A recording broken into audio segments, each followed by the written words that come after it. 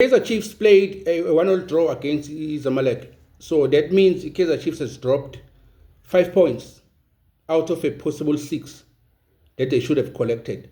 So I think they are sitting at a very, very great disadvantage. Kaizer Chiefs Quick have Confederations Cup, because if you look at their group with the team that they have, they're supposed to play 6 games, and in those 6 games, if they can win all 6 games, they will collect 18 points.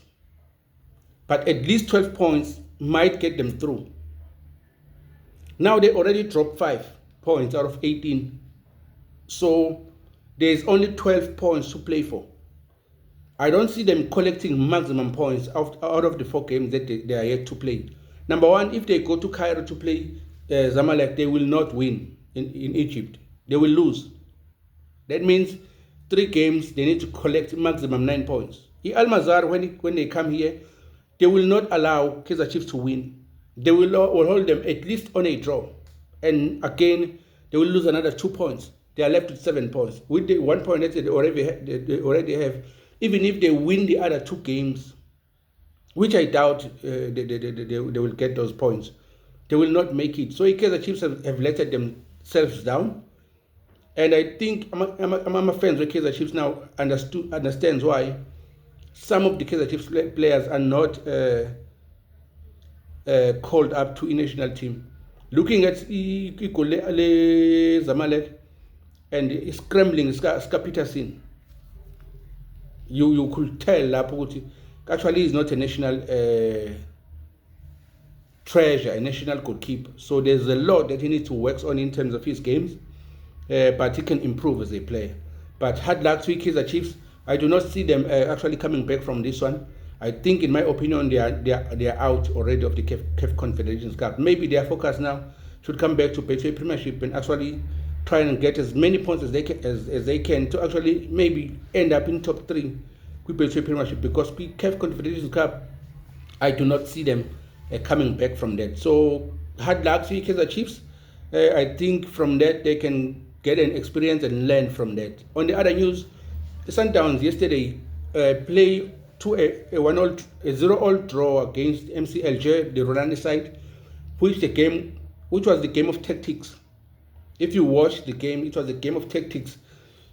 But no one on either side wanted to make mistakes, because you could see that actually they are waiting for one another to make mistakes and then punish each other, which didn't happen in that case. But Umobuki detail, like a Coach Rulan, he isolated Utewa Homokwena, which made the Sundowns fail definitely dismally to actually build from the back and then have a progressive pass from whatever those passes that he always has for Sundowns, which makes Sundowns a very, very threatening team. So when they isolated Utewa Homokwena, then it was very, very hard for Sundowns, because he is actually the brain and the engine of the Sundowns team. So he said enough because I thought the game was very, very boring on the second half, which is the reason why I didn't cover the game yesterday. But at least Sundowns has 4 points. There's still 4 games to play. There's possibility of getting 12 points from those 4 games. I think they still have a chance to go to the knockout in Mamelodi Sundowns. So we will wait and see what's going to transpire, because this is football. Anything can happen. They still have to go to Al Hilal, which is very, very good side. If they can get a point or 3 there, and then make sure that whoever comes Mamelodi, they just annihilate everybody there, then the Sundowns stand a good chance to actually make it to the last 16. But the Kaizer Chiefs, I doubt they will make it to the last 16. So hard luck to them. Congratulations to Sundowns. We will wait and see Stellenbosch how they do. And also they need to replicate that same performance that they give to CAF Confederations Cup back to Betway Premiership, because they will find themselves being relegated while they're chasing the CAF Confederations Cup. I think they need to set their priorities straight, what it is that they want to achieve, survive the relegation with Betway Premiership, or they want to quest to CAF Confederations Cup. So that's it. That's all for CAF news. I think we'll wait for Ilokuliana.